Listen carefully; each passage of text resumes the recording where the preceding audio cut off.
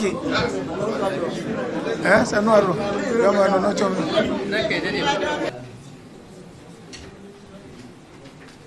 His Excellency, the former Vice President, will read the text, and then thereafter we take questions from members of the press.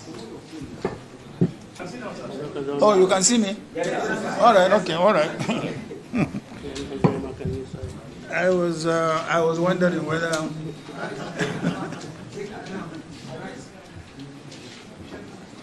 Well, first of all, let me welcome representatives of the various opposition groups that are represented here. Distinguished ladies and gentlemen, fellow Nigerians, today we are gathered here this morning to convey our grave concerns with challenges that our democratic experience is going through. We are a cross-section of leaders and political stakeholders from across the country. We have come together to address the dangerous and unconstitutional actions taken by President Bola Ahmed Tinubu on March 18, 2025, to wit, the declaration of state of emergency in Rivers State and the illegal suspension of the democratically elected governor, deputy governor, in the State House of Assembly. This action is not only unlawful, but also a clear subversion of democracy and imposition of autocratic federal control over a duly elected state government. We strongly condemn this development and call on all Nigerians of good conscience to resist this brazen assault on the constitution of our country and the institutions of our democracy. The president's illegal and unconstitutional proclamation was presumably driven by the protracted, insidious political crisis in Rivers State, which culminated in the recent ruling of the Supreme Court. Naturally, we expected all parties to the dispute to follow laid down procedures and in good faith to comply or to promptly implement the judgment of the highest court of the land. We know that despite active statements and belligerent attitude of these opponents, Governor Fubara has demonstrated goodwill and appeared disposed to the implementation of the ruling of the Supreme Court. However, rather than rise above the fray, the president yielded to petty favoritism and betrayed the oath that he solemnly swore to before God and man, which was to do, and I quote, do right to all manner of people according to law, without fear or favor, affection, or ill will, and I quote. If President Tinubu had conveniently disguised his true intention in the past, his broadcast to the nation on 18th March 2025 betrayed his bias and fell far below the standard of comportment expected from his exalted office. Now, let's go to the various constitutional violations. Number one, illegal removal of a governor and state assembly. Without any doubt, the Nigerian Constitution does not empower the president to remove an elected governor, deputy governor, or state assembly under any circumstances. The procedure for removing a governor is clearly outlined in Section 188 of the Constitution of the Federal Republic of Nigeria, 1999, as amended through an impeachment process initiated by the State House of Assembly, not by presidential proclamation or arbitrary pronouncement. Number two, misuse of Section 305 of State of Emergency. Section 305 of the Constitution allows the President to declare a state of emergency only in the extreme cases where public safety, national security, or Nigeria's sovereignty is at serious risk. However, it does not grant him the power to suspend elected officials or to demolish democratic structures as he has brazenly done in Rivers State.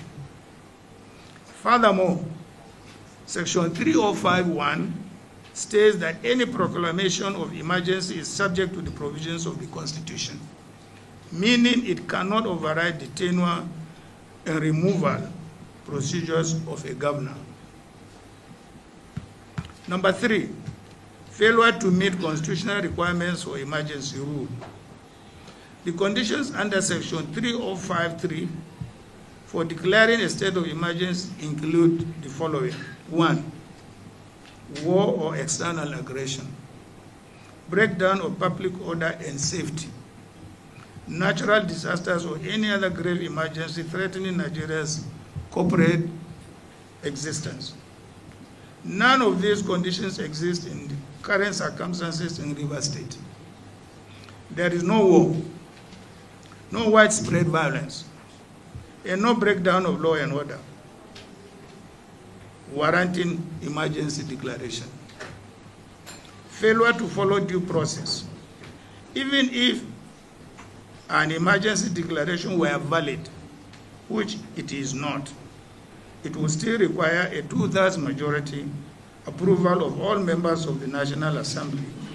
That is at least 72 senators and 240 members of the House of Representatives.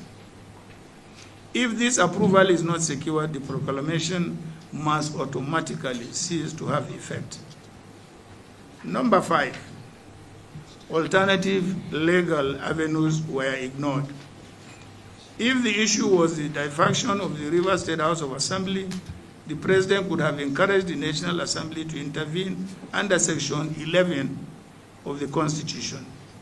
However, even under such an intervention, the governor and deputy governor cannot be removed by any arm of government except through constitutional means, as the proviso to Section 11(4) clearly provides.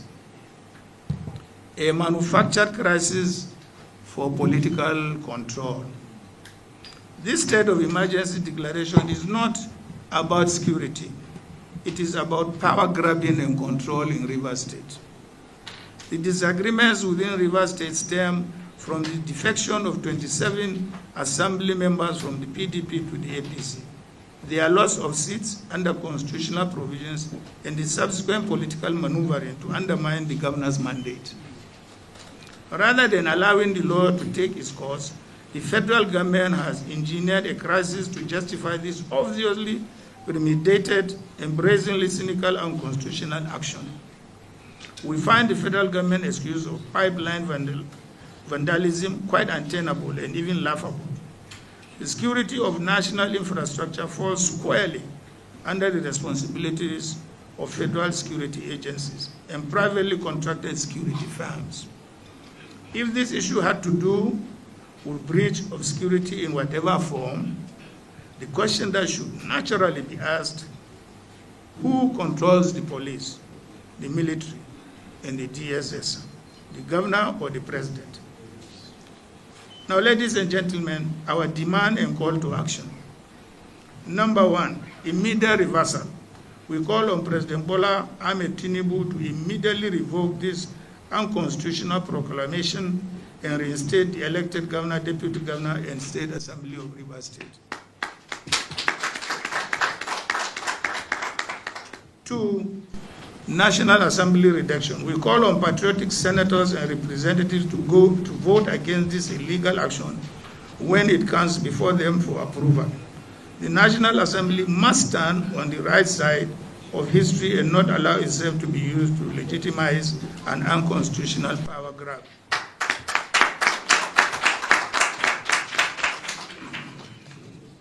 3, judicial intervention. We urge the judiciary to act swiftly in striking down this proclamation, as it sets a dangerous precedent that could be used to arbitrarily remove any governor in the future.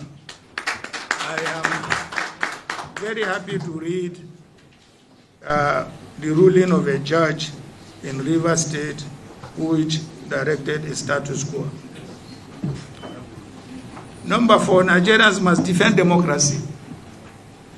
It's not only the responsibility of the opposition to defend democracy, it's the responsibility of all Nigerians, all of you, to defend democracy. Otherwise, there won't be a Nigeria. We call on all civil society organizations, political groups, and Nigerians of good conscience to stand firm in the defense of this democracy that we all have toiled to build. Rivers State is not a conquered territory, and Nigeria is not a dictatorship requiring the replacement of an elected governor with a military administrator. We recall that even when a previous administration had declared a state of administration in parts of the country bedeviled by insurgency and acts of terrorism, the governors of the concerned states were not removed from office, as this administration has done. This action by Tinubu, therefore, represents a new law for our country. Distinguished ladies and gentlemen, the historical unrest in the Niger Delta should not be forgotten so soon. Past administration had made great efforts and sacrifices to restore peace and stability to the Niger Delta, which is critical to the economic health and stability of Nigeria itself. This federal government should not manufacture political crises that could disrupt the fragile stability and return the country to the past that we have all prayed to leave behind for good. We must never allow personal political interests and the desire to hold on to power at all costs to throw the country into unavoidable chaos through brazen subversion of the principles of federalism, democracy, and constitutional governance.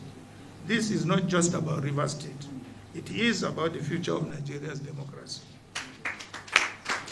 Thank you all.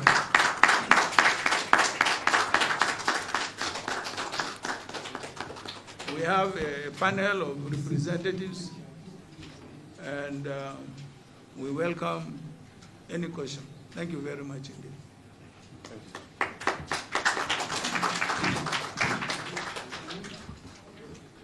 If you have a question, just signify, identify yourself, the media you represent, why other people will recognize.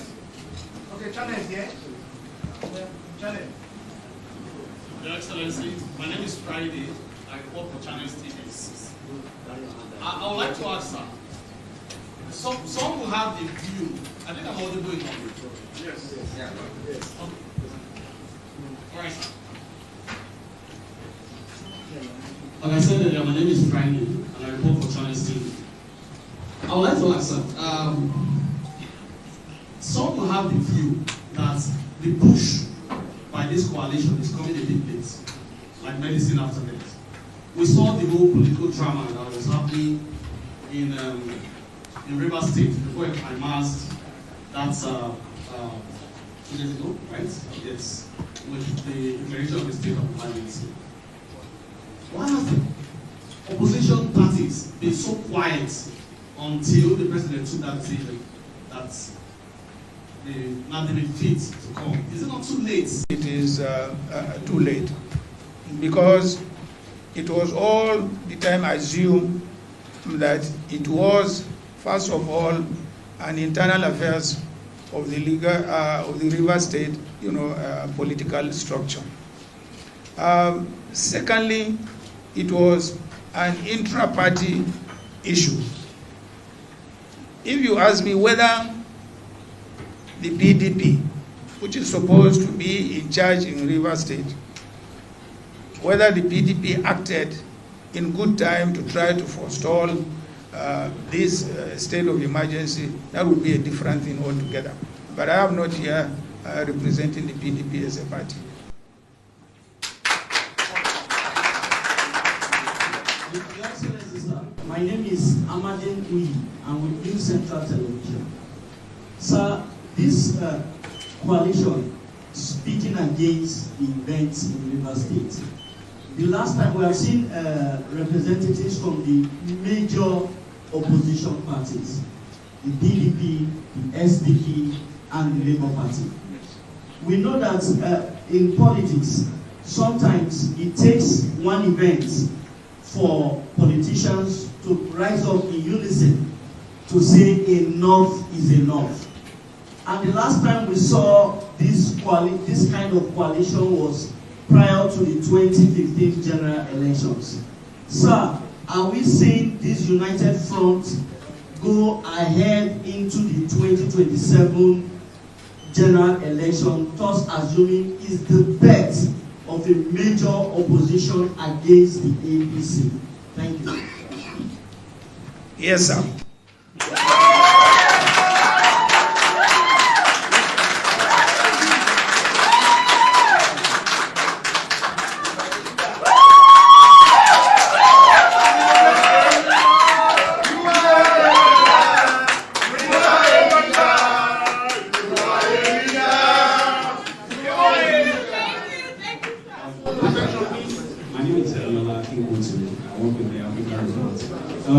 Your Excellency, the federal government they made the argument that Obasanjo also declared a state of emergency in Plateau State and in Ekiti.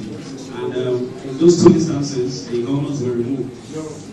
So they are saying that, look, there's a precedent for it, and that gave them impetus to remove or to suspend Governor Fubara. I want to know what you think about that argument. That is number one. Secondly, have you reached out personally to any of the lawmakers, either in the House of Reps or in the Senate? Because it's 2/3 majority that is needed, and the ruling party doesn't have that. Have you been meeting with them behind the scenes? Thank you. Let me start with the last one. As a coalition of opposition political parties, we have reached out to our members in the National Assembly.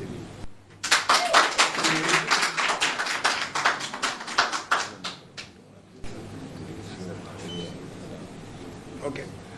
On the issue of previous, state of emergencies, that occurred during, our administration, I will invite Madam Nasir El-Rufai, to also interject.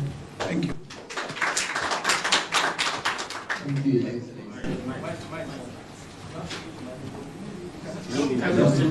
Can you hear me?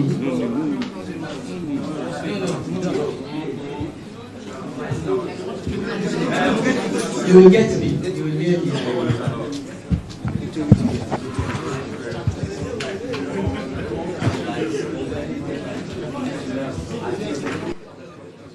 Looks like the place is not digital.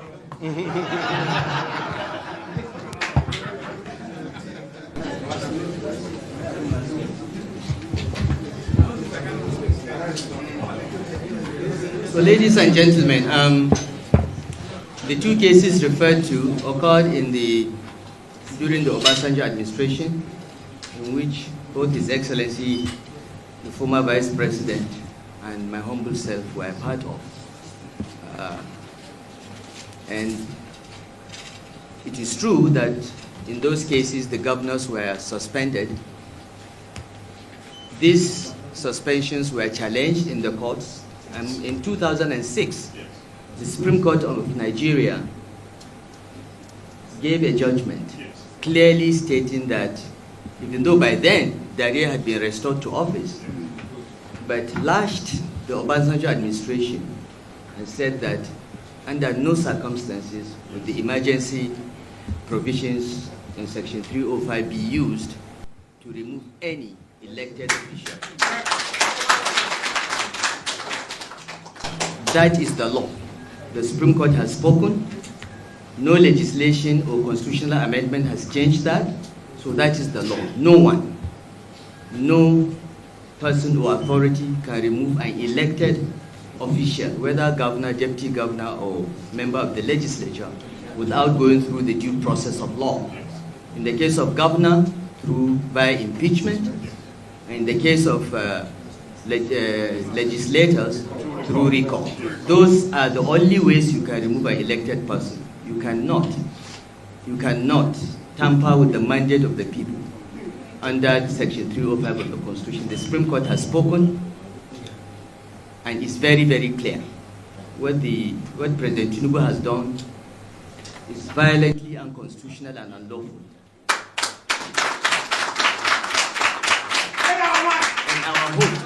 And our hope is that the National Assembly will, for once today, this National Assembly, that everyone accuses of being Robusta, will at least for once stand with the people of Nigeria. Thank you.